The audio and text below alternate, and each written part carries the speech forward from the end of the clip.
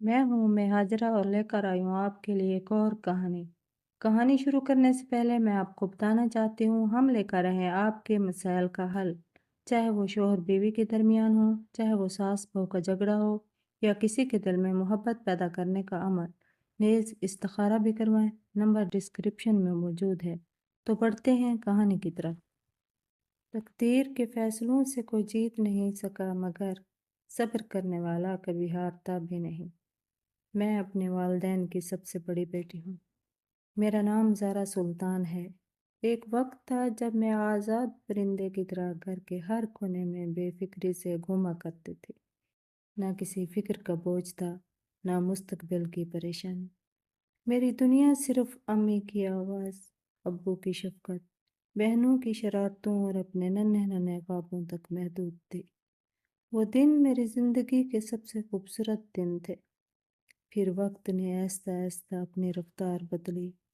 बचपन खामोशी से रुखसत होने लगा और शऊर ने दिल के दरवाजे पर दस्तक दी, जहाँ आईने के मुकाबिल खुद से बातें करना और शर्माना, मुस्कुराना अच्छा लगने लगा था।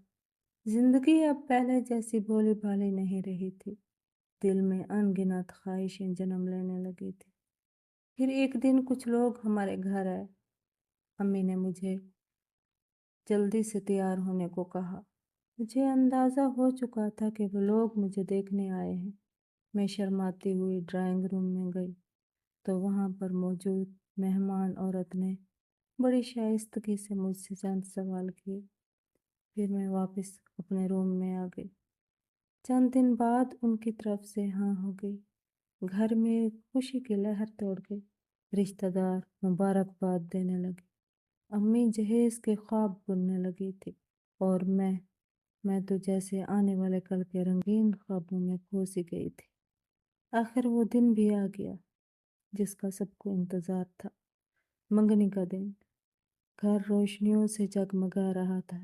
मेहमानों की चहल पहल, कहकहे और मुबारकबादों की आवाज़ें हर तरफ गूंज रही थी।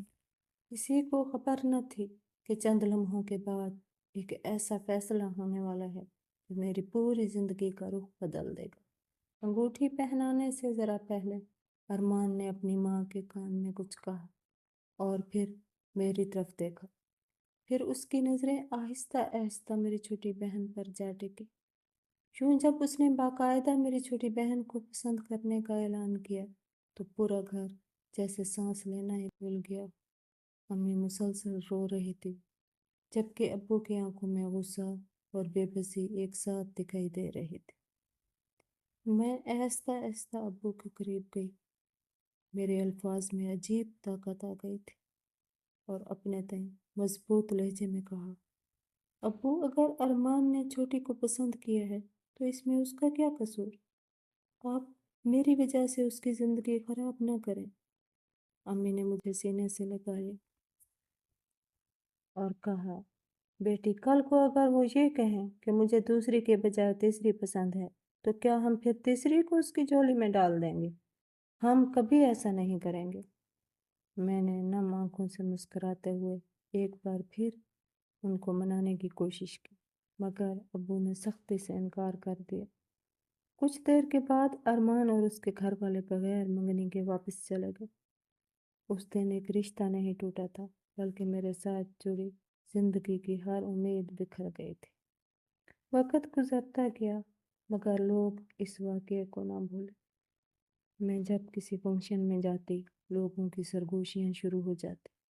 देखो, ये वही लड़की है ना जिसको मंगनी के दिन उसका मंगेतर छोड़कर चला गया।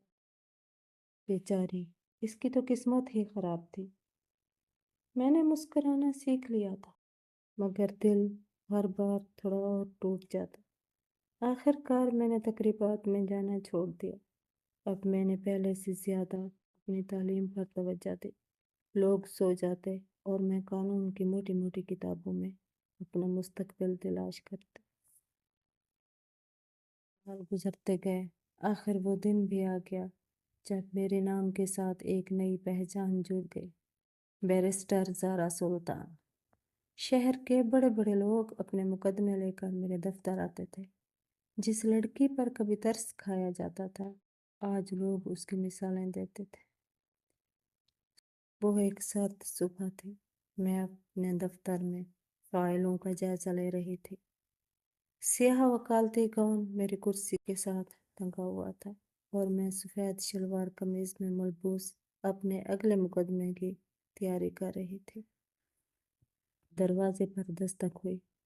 میڈم، اندر آ سکتا ہوں؟ یہ میرے دفتر کا ملازم تھا۔ میڈم، باہر ایک آدمی آپ سے ملنا چاہتا ہے۔ انہیں اندر بھیج دو۔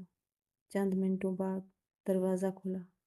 ایک لمبا قد، سفید شلوار قمیض پر بلیک جیکٹ پہنے، آنکھوں میں عجیب سی تھکن لی ایک شخص اندر داخل ہوا۔ میں نے جیسے ہی اس کو دیکھا میرا قلم رک سا گیا۔ ہاں، وہ ارمان ترمزی تھا۔ وقت نے اس کے چہرے پر کئی لکیریں بنا دی تھی، مگر میں اسے پہلی نظر میں ہی پہچان گئی تھی۔ وہ نظریں جھکائے کرسی پر بیٹھ گیا۔ پھر اس نے دھیمی آواز میں بولنا شروع کیا۔ میرا نام ارمان ترمزی ہے۔ میں اپنی بیوی کو طلاق دینا چاہتا ہوں۔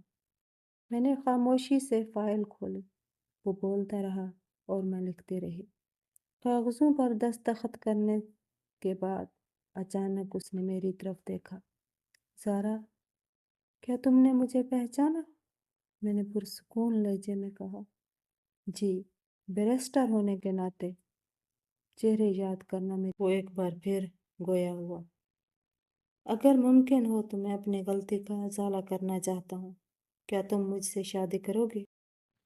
میں نے پرسکون لہجے میں کہا، مگر میں تمہاری مشکور ہوں، کیونکہ تم نے جو میرے ساتھ غلط کیا آج اسی کی وجہ سے میں بیرسٹر زارا ہوں۔ میرے لبوں پر ہلکی سی مسکراہٹ تھی۔ میں نے اپنی کرسی کی پشت سے ٹیک لگائی اور کہا، ارمان صاحب، کچھ فیصلے وقت پر اچھے لگتے ہیں، اگر وہ فیصلے دیر سے کیے جائیں تو وہ بے وقت ہو جاتے ہیں۔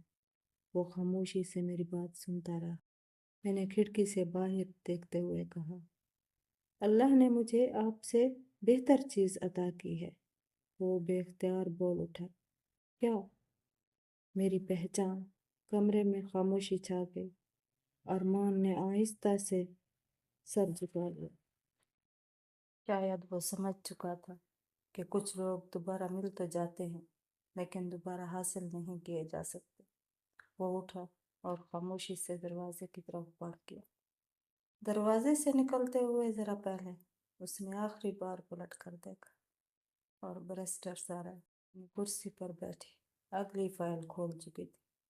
گویا ارمان نام کا باب اس کی زندگی میں برسوں پہلے بند ہو چکا تھا۔